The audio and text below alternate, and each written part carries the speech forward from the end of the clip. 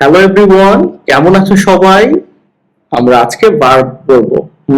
Verb অথবা কাজ, এটা খুবই গুরুত্বপূর্ণ ইংরেজি শিখতে হলে। দেখো, ভার্ব কাকে বলে? ভার্ব হলো একটা ওয়ার্ড বা শব্দ যা কোনো কাজ বা অ্যাকশন বোঝায়, অবস্থা বোঝায় বা কোনো ঘটনা অকিউরেন্স বোঝায়। বাংলায় সংজ্ঞাটা কেমন হবে? যেই ওয়ার্ড দ্বারা কোনো কাজ করা, হওয়া কিংবা থাকা বোঝায় তাকেই ভার্ব বলে। কিছু এক্সাম্পল দেখি, যেমন আই প্লে ফুটবল। এই যে প্লে ওয়ার্ড দ্বারা কি বোঝাচ্ছে? খেলা, এটা একটা কাজ। শি রাইটস লেটার, রাইটস লেখা, এটা একটা কাজ। দ্য বেবি ইজ হ্যাপি, শিশুটি হলো খুশি। এই হলো বা হয়, ইজ, এটা একটা কাজ, খুশি হওয়া। দে আর স্টুডেন্টস, তারা হলো বা হয় ছাত্রছাত্রী। এই আর হলো ভার্ব। দেখো, ভার্ব কত প্রকার। ক্লাস 4 এবং 5 এর জন্য এটাকে আমি সহজ রাখছি।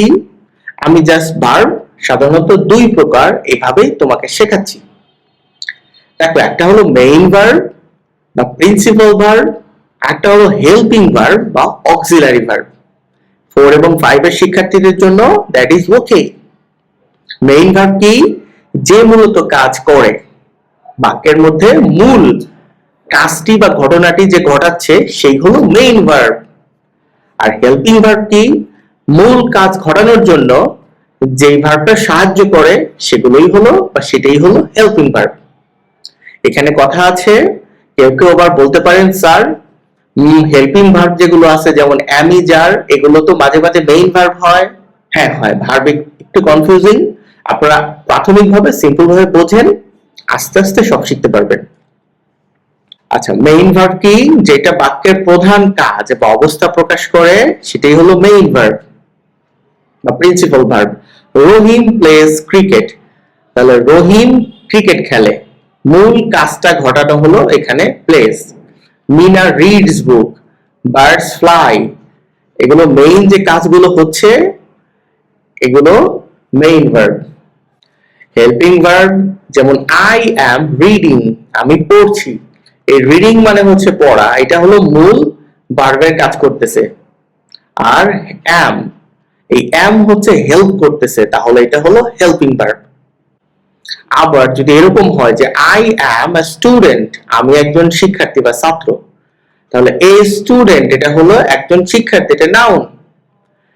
তো এখানে অ্যাম হওয়া, শিক্ষার্থী হওয়া, এটাই হলো এখানে মূল ভার্ব। তো অ্যাম দেখো এখানে হেল্পিং ভার্ব, এখানে মূল ভার্ব। তো একটু আস্তে আস্তে বোঝার ট্রাই করো, শিখে যাবা। একটা ক্লাসে সব শিখতে পারবে না, ধৈর্য হারা হওয়া যাবে না। শি ইজ সিঙ্গিং, সিঙ্গিং হলো মেইন ভার্ব বা মূল ভার্ব। ইজ হলো গান গাইতে সহায়তা করতেছে, জাস্ট অর্থ প্রকাশে ইজ এখানে helping verb. They have finished the work, এই ফিনিশড মূল verb, have helping verb. We will go to school, এই গো হলো মেইনলি তুমি যাচ্ছ, এটাই হলো main verb, will helping verb. আমরা এখন হেল্পিং ভার্বগুলি মেইন ভার্ব হিসেবে ব্যবহার করা হতে পারে বা ব্যবহৃত হতে পারে এই বিষয়টা দেখব এবং আরো একটু ক্লিয়ার হব যে কখন একটা হেল্পিং ভার্ব মেইন ভার্ব হয়। দেখো, am, is, are, was, were এগুলো সবগুলোই বেশিরভাগ ক্ষেত্রে হেল্পিং ভার্ব হিসেবে ব্যবহার করা হয়, কিন্তু সব জায়গায় কিন্তু নয়। যেমন দেখো, I am a student, এখানে একমাত্র ভার্ব হচ্ছে am, এটা এখানে মেইন ভার্ব। কিন্তু এখানে আই অ্যাম রিডিং এ বুক, এই রিডিংটা এখানে মেইনলি কাজ করতেছে, তার মানে অ্যামটা এখানে হেল্পিং হয়েছে। শি ইজ হ্যাপি, সে খুশি, এই ইজ হলো একমাত্র ভার্ব, তো ইজ হলো মেইন ভার্ব এখানে। She is playing football, say football খেলছে, তাহলে এখানে ইজ হেল্প করতেছে, প্লেইংটা হলো মেইনলি কাজ হচ্ছে। আবার দেখো, দে আর ফ্রেন্ডস, আর একমাত্র ভার্ব এই বাক্যে, তাহলে এটাই হলো মেইন ভার্ব। এইখানে গোয়িং টু স্কুল, এই গোয়িংটা হলো মেইনলি কাজ করতেছে মূল ভার্ব হিসেবে, আর আর হলো সহযোগিতা করছে। হি ওয়াজ এ টিচার, ওয়াজ এখানে তিনি শিক্ষক ছিলেন, ওয়াজই একমাত্র ভার্ব, এই জন্য এটা মেইন ভার্ব। এখানে ওয়াজের সাথে আরো একটা ভার্ব আছে রাইটিং, এই জন্য ওয়াজ এখানে হেল্পিং ভার্ব।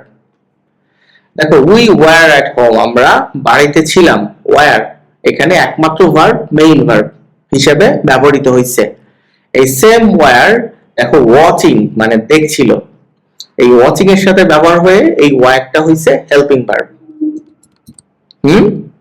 ওকে, তো ক্লাসটা তোমার কেমন লাগছে অবশ্যই আমাকে লিখে জানাবা।